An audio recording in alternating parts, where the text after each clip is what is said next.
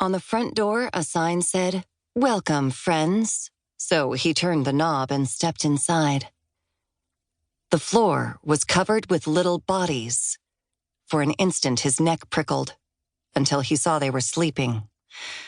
Weariness washed over Colin. He wanted to grab a mat and lie down, too. He'd gotten on a plane in Paris yesterday? This morning? Tomorrow? His mind was too jet-lagged to do the math. Colin glanced around. Several walls had been removed to construct a single open area at the front of the house. A long hallway led toward the backyard. There was a single doorway on the opposite side of the room. He caught the sound of a voice and followed it, picking his way through the maze of children until he reached a door that was ajar. Colin pushed it open. A woman knelt on all fours, head and shoulders stuffed beneath a table, fanny up in the air. "Come out of there right now, you hear me? This is not funny." Her blue jeans were worn thin at the seat, emphasizing a round, ample backside.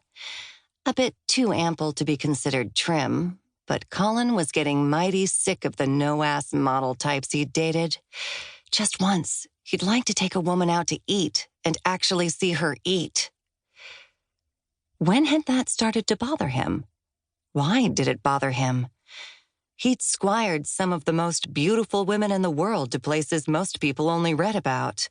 If they had no asses, who was he to complain? Suddenly, the woman dived forward.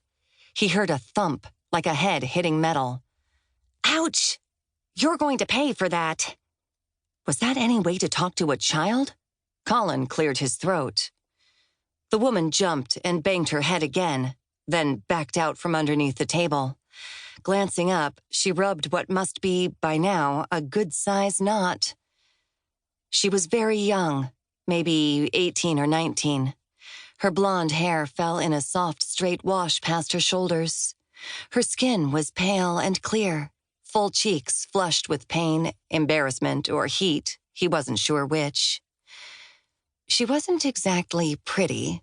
In fact, she appeared to still have her baby fat, as his mom would say. Large-rimmed glasses, severely out of style and not at all flattering, framed light blue eyes surrounded by thick lashes. His fingers itched to remove those glasses and get a better glimpse of those amazing eyes. But she scrambled to her feet and lunged for the phone. "Hey, relax," he ordered.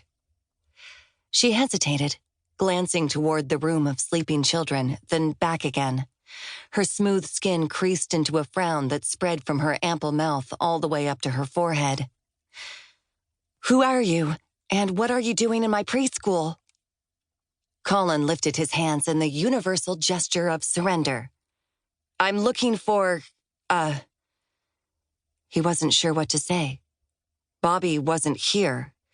He'd be a little hard to miss. Maybe Colin was in the wrong place.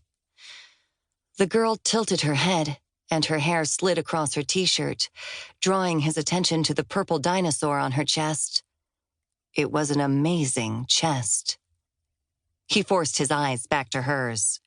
Lucky for him, she was too young, too innocent, or maybe too preoccupied to notice his faux pas. Why was he ogling the spectacular breasts of a woman who was not only too young, but not anywhere near his type? Sure, he was sick of no-ass models, but he'd never had a taste for large-boned Viking women either. She stared at him, with her eyebrows lifted, though it was kind of hard to tell since they were so blonde they were almost invisible.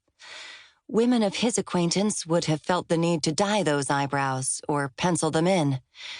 That she hadn't done so interested Colin more than it should have. "You'd better state your business, or I'll be calling Chief Moose." The image of an actual moose wearing a policeman's hat walked through Colin's mind, but he shook it away.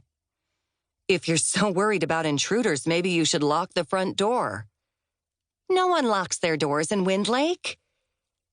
If Colin hadn't lived the first 18 years of his life in another land of the unlocked door, he might have been surprised. "Where is the lake?" "What lake?" "Wind Lake." "There isn't one."